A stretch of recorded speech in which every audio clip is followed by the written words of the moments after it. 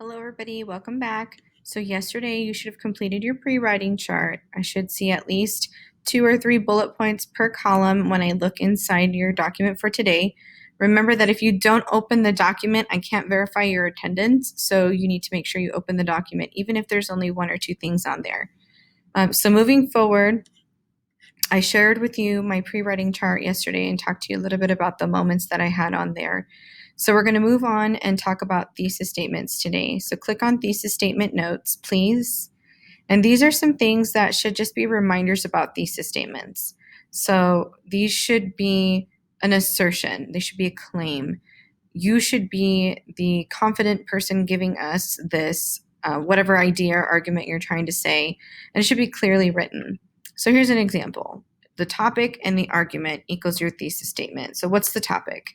Chemical exposure. What's the argument? It's harmful to children. So if I put those things together, exposure to chemicals harms children. I didn't just say chemical exposure is harmful to children. I could have said that, but just kind of rearranging some of the letters and the word, not the letters, I guess the words, helps make it a little bit more clear, okay, and assertive. So there's another analogy here that I give you. And then your thesis statement is your promise to the reader. You promise to develop this argument and prove this claim throughout. So if this was a wedding, these would be the vows. That's the whole reason people go to weddings, is to look at the two people pledging certain things to each other, and they plan to spend the rest of their lives together proving that. So everything else, right? The cake, the music, the flowers, the celebration, all of those things are supportive, okay, of this promise. Right? And that's what you're looking at. So your examples that you did in your pre-writing chart are your support, but that third column is really the promise that you're going to make in your writing. So here are some do's and don'ts, right? Express your point in the paper, make sure it's specific, make sure it declares something. But on the right-hand side, be mindful, don't put more than one opinion. So let's not put everything in that side column. Let's scale it back a little bit. And make sure you don't describe the strategy, right? I'm going to talk to you about how a home does this or how a place does this. I don't need you to tell me that, okay? Obviously, that's what you're going to do, so let's not state the obvious. And then also, some of us tend to be a lot more wordy, so I don't need multiple things, right? Just keep it simple. One way a place can influence a person is, and then tell me what that reason is. And it should never be a question. So here are mine. Yesterday I mentioned a few of these, and I said a person or a place can influence a person by inspiring confidence within ourselves.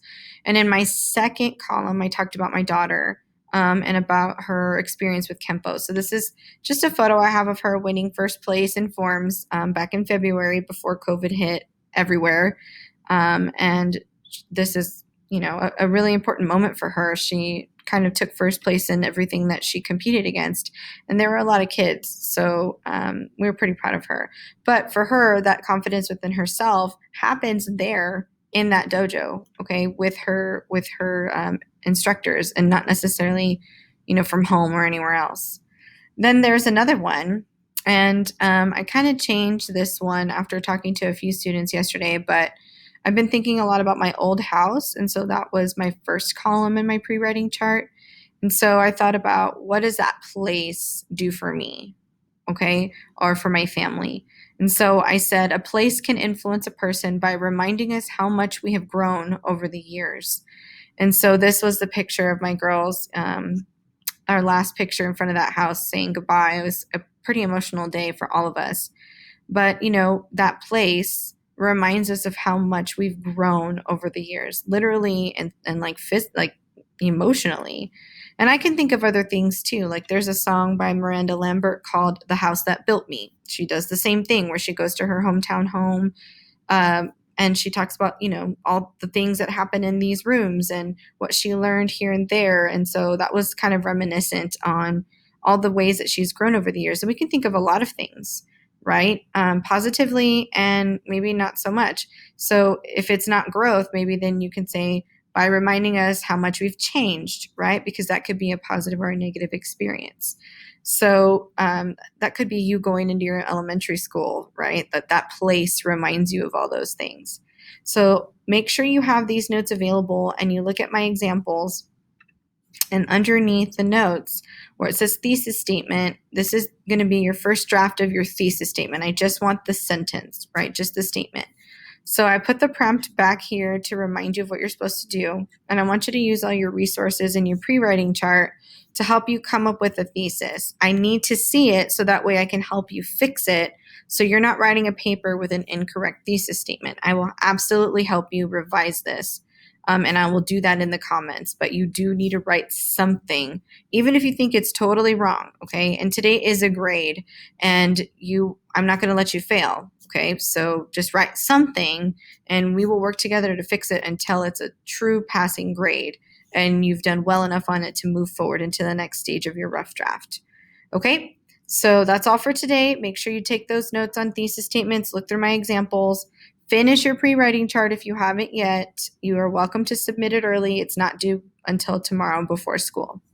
So I'll see you on Zoom, hopefully. And if not, please email me or text me via Remind, or even message me in Schoology, so that way we can work together to help you catch up.